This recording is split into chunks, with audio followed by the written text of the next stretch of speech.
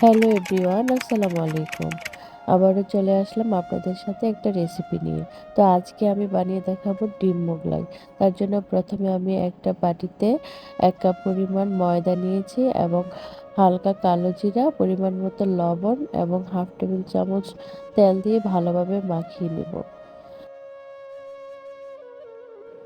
তারপর অল্প অল্প পানি দিয়ে সুন্দর করে একটা ডো তৈরি করে নিব। তো এমনভাবে ডোটা তৈরি করতে হবে যেন এটা মোটামুটি সফট হয়। তো ডো তৈরি করা হয়ে গেলে আমি এক সাইডে এটা ঢেকে রেখে দিব আধা ঘন্টার জন্য। অন্যদিকে আমি পেঁয়াজ কুচি, কাঁচামরিচ, পরিমাণ মতো লবণ, 1/2 টেবিল চামচ চাট মশলা, ম্যাজিক মশলা এবং একটি ডিম দিয়ে ভালোভাবে ফেটিয়ে একসাথে ভালোভাবে মিশিয়ে রেখে দেবো কিছুক্ষণের জন্য। যে ডোটা তৈরি করা ছিল সেটা থেকে কিছু অংশ নিয়ে ভালোভাবে মেখে এটাকে একটা রুটির শেপ তৈরি করে নেব।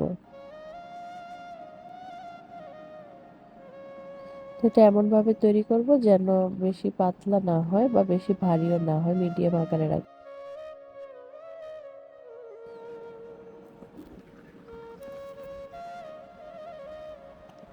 তারপর ডিমের যে অংশটা আমরা রেডি করে রেখেছিলাম তার মধ্যে কিছু অংশ ভিতরে দিয়ে সুন্দরভাবে আটকে নিব।